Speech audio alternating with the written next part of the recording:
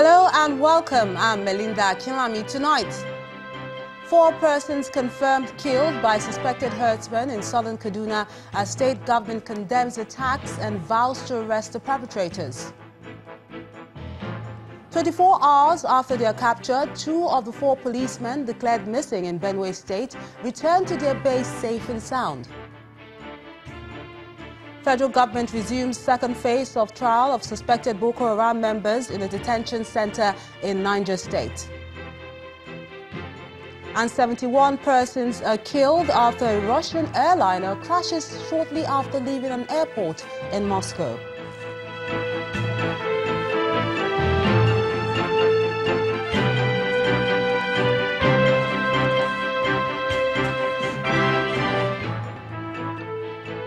We begin tonight from Kaduna State, northwest Nigeria, where the governor, Nasir El-Rufai, has condemned a fresh wave of violence which has left 4 people dead.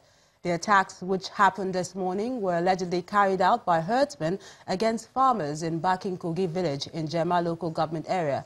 According to eyewitness account, the gunmen ambushed and opened fire on the farmers when they were returning from their farm. The sound of gunshot created panic as residents took to their heels. The Kaduna State Police Public Relations Officer, Mukhtar Aliu, who confirmed the incident, says the police are on the trail of the assailants. 2 persons were killed while 1 was injured. She is currently receiving treatment. As I'm talking to you now, the commander of Operation Safe Haven from the military and the area commander at Kapanchan and other units of the police mobile force are already being dispatched. So we are doing everything to arrest the perpetrators. While the situation is calm now, but we also put some arrangements in place in order to make sure that there's no escalation of any tension and breakage of law and order. So we are doing everything. Still on security matters, but this time in Benue State, where 2 of the 4 policemen who were declared missing on Saturday have returned home. The men, who were members of the mobile police force team in Logo local government area, were declared missing while conducting a security patrol and confidence-building exercise in the area. They were reportedly ambushed by suspected herdsmen who also burnt one of their vehicles. The Commissioner of Police in the state, Fatai Owosheni, who confirmed their return to Channels Television, expresses hope that the 2 others will also return to their base unharmed. The Emir of Kano, Sanusi Lamido, wants the federal government to call the governors of Benue and Tarawa states to order, as he alleges that both men are using militias to fight herdsmen in their states. The traditional ruler criticized the governors for the way they have handled the crisis between farmers and herdsmen while addressing the national leadership of the Cattle Breeders Association in Minna, Niger State. But the governors denied the accusation and warned the emir against statements capable of causing ethnic rivalry. There have been several clashes between farmers and herders across the country. This has led to loss of lives and property. Benue, Tarawa, Nasarawa, Plateau, Kaduna and Adamo Estates are amongst states badly affected by the crisis. The crisis is a major concern for the leadership of the Cattle Breeders Association, and they are seeking for ways to resolve the crisis. If attention can be given towards identifying knowing the current status of the grazing reserves with the view of developing them, then definitely if water and grass can be provided in those grazing reserves, we are sure the crisis will come to almost an end, because after all, what are the pastoralists looking for? Is just grass and water. The Emir of Kano informed the gathering of the federal government's effort to resolve the issue, but he wants the federal government to caution the governors of Benue and Tarawa states. As you've heard, we spoke to all the Fulani leaders today. All of them have promised us that they will put down arms and they will tell all their people to stop any kind of counter-attacks or reprisals while this process is given a chance. We also hope the Vice President will speak to the governors of Tarawa and Benue in particular on the manner their militias have continued to implement this obnoxious and unconstitutional law. We hope that he will speak to the governors and speak to the traditional rulers of the Pachama, of the TV. This country cannot afford ethnic conflicts, and hopefully we'll sit down with them and we'll find a way forward.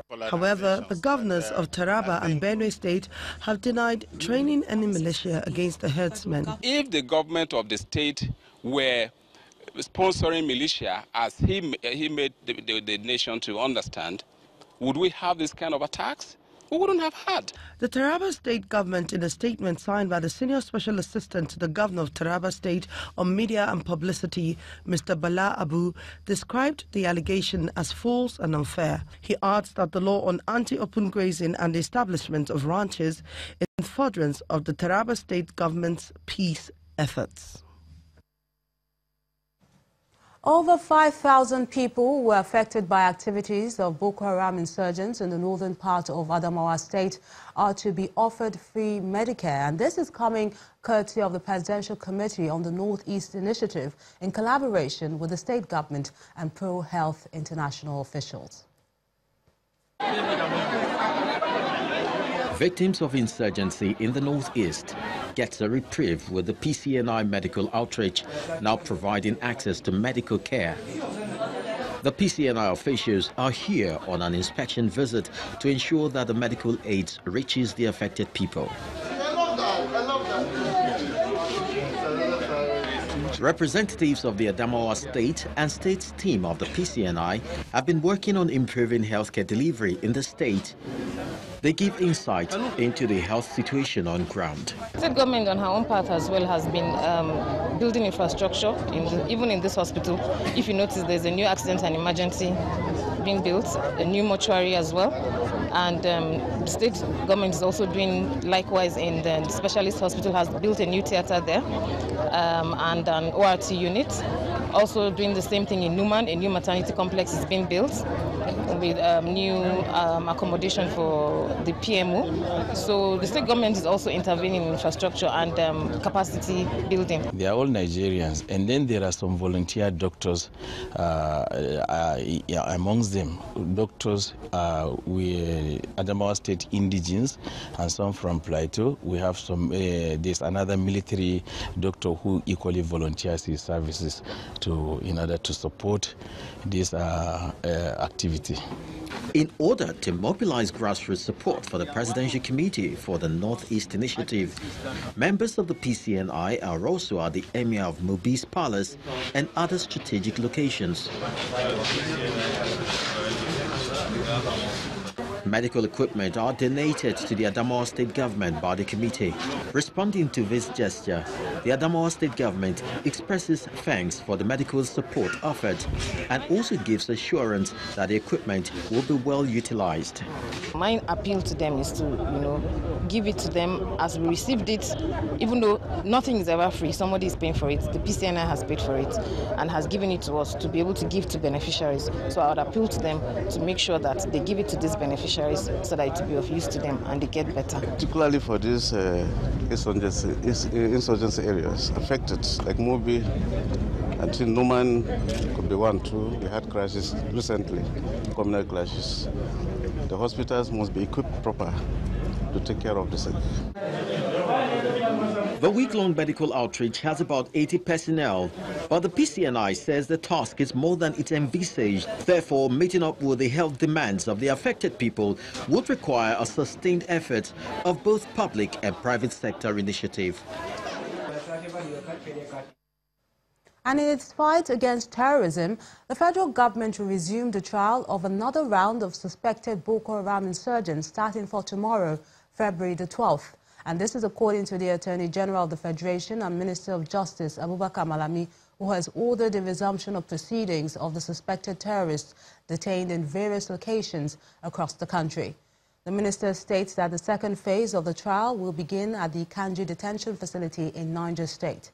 The Attorney General explains that those suspects with prima facie cases will be prosecuted, while others without it will have their applications made for their discharge. Those discharged will be de-radicalized before they are finally released to their families.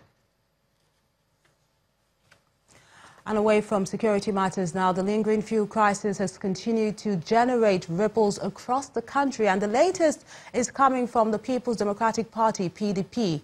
The party is asking President Muhammadu Buhari to step down from his role as the Minister of Petroleum to save Nigerians the trauma caused by months of petrol scarcity.